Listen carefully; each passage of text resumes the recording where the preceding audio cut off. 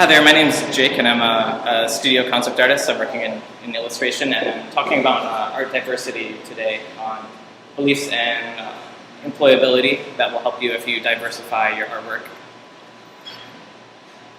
So as we know, everyone wants to work in movies and games, and we want to create really entertaining, high-end work. And usually we want to do that in order to do it for a living and earn a whole bunch of money. But unfortunately, we're going to have to do freelance at some point in order to stay employed. So studios aren't going to hire you in the long term because they're taking big risks, and companies will often get bought or shut down, sometimes surprisingly. So my idea is that we should be a little bit more adaptive and have a lot of plans in the back burner, so that when that hits, you have a network like everyone that's here, and people will shoot you referrals, and you'll always have your eye open for new things. Even if you're kind of satisfied where you're at, you should always be looking around, because you never know when a project's going to get pulled at 80% completion, and all you can do is cry at that point if you have nothing going on. So essentially, people will have an online portfolio like myself that are broadcasting certain skills. So people tend to know me for environmental work, which you can kind of see here, and the other subject that I work on a lot is creature design, and I try and cover a whole spectrum, things that are more amusing, more gross, more cute, just to give a good spectrum. But this is all that's in the front page of my site.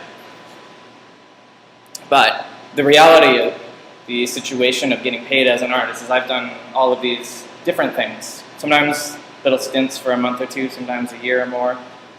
They range from getting started in 3D modeling, doing pitch illustrations. Someone's got an animated story they want to get, like the poster design down to pitch it to clients. Working in mobile games, so your iPhone and web-based games as well. Doing matte painting, book covers. So this will encompass 2D design, but think of it as modeling and texturing, or how texturing is related to lighting, and lighting can turn into compositing. So all my 2D examples, keep in mind that it will be applicable to whatever field that you're currently in. So I'm just going to hop through some examples that will show stylistic diversity. So as much as specializing is great, I really believe that at least when you're starting out, until you strike gold with a style and a clientele, you have to do very many different things. Otherwise, all those things that I listed, they're not going to be available for you if you won't accept the challenge and step up and do them. So this is an example of some t-shirts, the more graphic angle with some inking. End up doing a kids show, which is like kawaii Japanese style. Like you basically just put a little cute face on everything. The cute robot on the top left is just a very different character. It was involved in the rebranding of Shaw, if I'm supposed to say that, but I never got to actually pitch it to them, which sucks because I don't like the robots they did. This background painting is for like an interactive iPad game. So within here, there's a whole bunch of layers of parallax. So it's kind of like matte painting, but combined with background style for storytelling. When I got started, I did 3D modeling. I didn't really know that I was good enough to be concept artist or illustrator at the time, and I guess I just worked so blindly that eventually I did it and didn't really realize it was happening. But I did start in 3D modeling, doing characters, pre-rendered stuff. It's for a casino company. So when you hear casino company, it might be like blackjack, but it could be fun cartoon characters. You never know. In order to get my job when I worked at Rainmaker, which was my first full-time design position, they basically looked in my portfolio and remember like the environments and the creatures that I showed. Well, they wanted environmental breakdowns, and they're like, well, I honestly don't know if you can do this. So in the interview, I said, give me an art test and I'll prove it. And I had no idea what they're talking about. They're like, do a top elevation with like measurements and call-outs, and I'm like, what's a call-out? I had no idea what they were talking about. But I just asked for an art test. The two thumbnails in the top center, he just basically flipped through my sketchbook, pointed at them, and was like, you know, show me what's on the inside. And as you guys will know, a thumbnail, usually you don't have a clue what the heck it's really supposed to be. So it was an interesting challenge. So you constantly have to take on new things and improve yourself as you go along. When contacted for client work for characters, you know, once again, there's a range in style they might pitch to you. They might want heavy line art, really cartoony things. They might want more realistically painted creatures. You know, book cover on the left. On the right side is a graphic zombie app for the iPhone.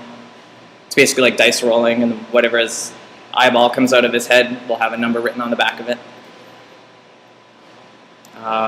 Another company wanted some more Dr. Seuss-y kind of art, so a lot of graphic influence, I suppose, and shape design. So all of these things are coming together to make more robust skills at the end of the day. And they're things that I would not have done unless, you know, someone offered me, you know, the opportunity to do it. I wouldn't have thought to draw I don't know what kind of monkey you call that, if it was out of my own merit. Something wrong with him. And as well as that, I've been doing more of that cartoony style in games that I'm developing on my own with a programmer, and this is all without being paid, this one. And we're building you know, just a fun universe that we actually want to make in our spare time, and then later you can monetize it and find out who wants to buy it. And sometimes that's what you have to do in order to keep your inspiration going, because someone's not always waiting to give you money, unfortunately. And there's some backgrounds for that game, just to highlight some of the different color palettes and aesthetics. And last one in this long-winded section is an example of production art. So when I worked at Rainmaker, this is typical of a design you would hand to a modeler. So on the far left, you'll note there's callouts for texture reference. So what would the crystal look like if a surfacing or lighting artist picked this up? The shape inspiration, top down, and an external reference for I guess the dimensions and the shapes and stuff to do your ortho work from. Original concept painting. So we ended up putting all this together so that when you hand it off, the other departments, all other departments can refer to it for either the look and feel of it, for the design, or the functionality. There's lots of footnotes written all over the place.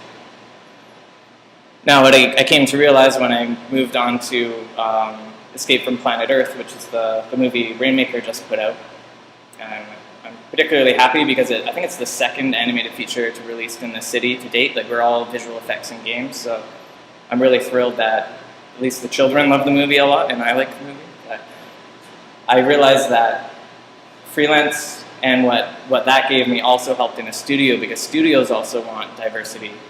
I would have been out of that company in half the time if I didn't ask the right questions and, you know, prove skills that weren't immediately demanded in order to extend my stay. So one example would be, you know, effects design. This is basically all your Photoshop tricks. You know, if you can do glows, smudges, all the fancy blurs.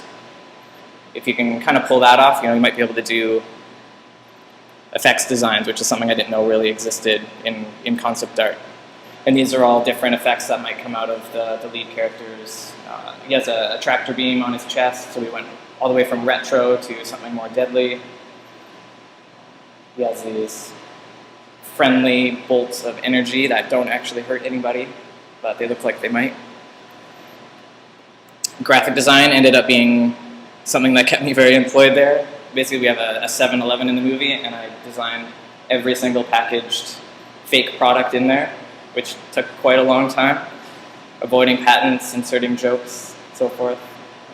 There's a collection of, you know, comics on the top that are scattered around the kid's room, who looks up to his uncle, who's the superhero you see here. Even more graphic design work. It's story beats in the movie that when the pod crashes, there's an emergency manual. So we thumbnailed out all these funny little sequences with taglines like anti-spray to fight that giant monster in the center. It's just ridiculous. So it ended up being a lot of fun, but it brought all the graphic design elements into it. Not only this, let me know how I'm doing on time too, Tony. Tony? I'm not keeping an eye on time, so just let me know, okay? Okay. And this is more of the traditional stuff you would expect a designer to do, so it's doing geometry design, the backpack and the weapon design. You're going to go to a modeler and so forth, and sometimes you're fortunate enough to oversee that and make sure the modeler gets what you were trying to draw, which is a very fun process. And overall, it's just the diversity of skills kept me there longer, because some of the other designers were, they would have a lot of 3D tricks, but they couldn't draw very well, so they ended up not staying as long. So just being able to do, the grunt work and like the graphic design work, not everyone loves to do that, but you can make it really fun. There's just some more props, ridiculous wig to impress the ladies, literally. Bit more effects design on the top right. The left is a finished illustration. And more texture designs over top of 3D models. The top is like an exploration stuff I showed the art director, like what kind of feel should the bad guy add to this very high-tech suit. So we tried to make it military but futuristic, providing, once again, like photo reference. I think that's really good as any visual communication. Like, you shouldn't expect someone to understand your drawing completely. Photos never hurt. And about the same as everything I babbled about. Some drawing and some construction and some more weapons. So final tips to stay employed. I would say be open, because a lot of people will get in touch with you through a friend and they'll say, hey, have you ever done a book cover? And you'll be like, no. And that's not what you should say. You should be like, oh, I've done like 10 things related to book covers. I can totally handle it. And the initiative to just say yes to things. You can ask me specifics on how to tell what deals are going to be shady and not worth your time. I've had a handful of those. But you should just be willing to just take on new things. Because if you say, like, oh, I only want to be a character modeler, or I only want to maybe be a gameplay designer or a compositor, and you never experiment with the other fields, you're really, is it pigeon-toeing? Or pigeonholing? Pigeonholing yourself into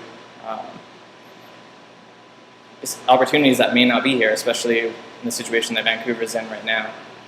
We're not loaded with work, so you have to be willing to look outside of that. So that touches on specialization. Like, we all look to the pros who are the best character designer, and we tell ourselves we need to compete with them, but you then realize they're 20 years more experienced than you, and you don't need to do that to be happy getting paid as an artist. I think that's a trap a lot of people I know fall into.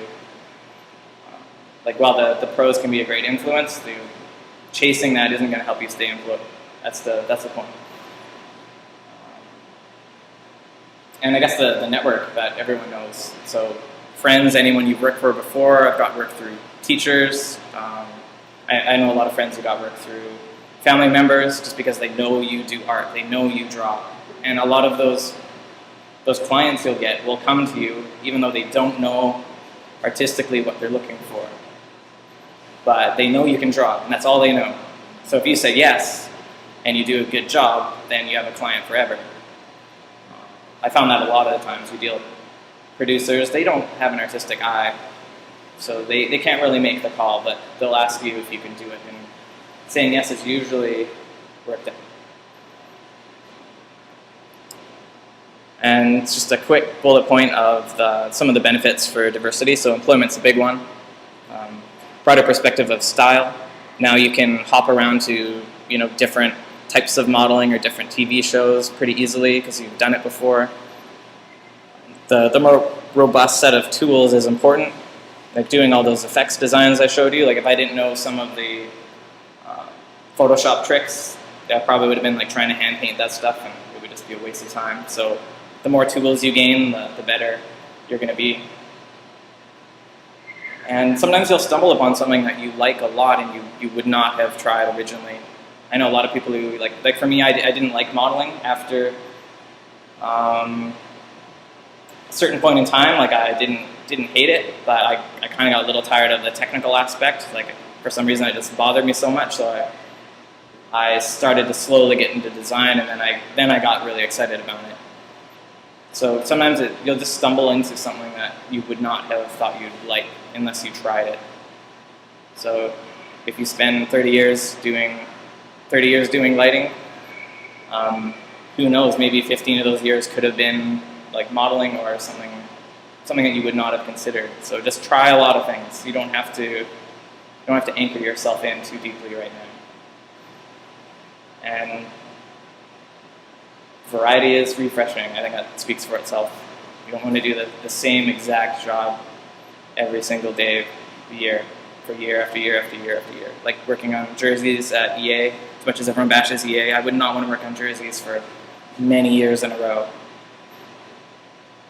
So that's in the back of my head, that's what I wouldn't want to do. So I believe that's it. So yeah, I just see if anyone has any questions. If there's anything I flew through in the slides that you wanted to look at or talk about. I would also like to add that because Jay is always very open to sharing his works online. And sometimes when I get render projects, the first projects I can develop, they can help on from Jay. So I think it's really good to always share your work. Don't be too shy. Because, Yeah. Because people will really open up. Yeah, and like just having a consistent online presence, like you're constantly putting out work. People just are like, man, that guy draws all the time. He's so productive. Like you just remember the person, even if you're backlogging, like 30 drawings and you're spitting them out 5 at a time. Like eventually, people will just think you draw day and night, and that's good. So. And the other thing, I do personal mentoring and teaching through a company called CG Spectrum, and one of my first mentors, he said he was mentees. He said he was too shy to post his work online. He's like, I don't have a portfolio and it's not good enough. And a couple of weeks after putting his stuff on Facebook regularly, a local company picked him up and he got his first concept art job ever. Pretty much because I told him to not care so damn much. And it ended up working out really well. Yeah. Any other questions? Should we keep rolling? Just a comment. Yeah. Because when I was in school, and I go back to the Capilano. and so the teachers actually really encourage us to specialize. Right. So it's just a very different perspective that we offer that no, you can't just specialize. You have to be the jack of all trades. Yeah. Isn't there like a con for being the jack of all trades or a master, as you could say? I guess you kind of, Especially when you start out, right? yeah. Like when you make something or what's sort of It's, I guess I have a couple points. I'll try and get through them real quick. So the first one is when you specialize, it's to approach a big company. So when they get your demo reel, they know what you're all about. So that's the only reason people tell you to specialize, other than the obvious, which is practice makes perfect in your trade. So there is specialization involved, but like what I mentioned in the beginning, where I show certain things on my portfolio, which is what I actually want to do for work the most. You kind of do other things, but you might not show it as your main objective. So you appear specialized, but if someone whispers in your ear that they have a project coming up, you can pull these out of your back pocket and prove that you can do it. Okay, so specialized when you're about to stake and you're not to extend or have a Right, or even the opposite too. You have to have a breadth of stuff, but when you go to a big company, then you're pretty much just like doing work with curtains. That's the only way I can bridge those two different viewpoints together.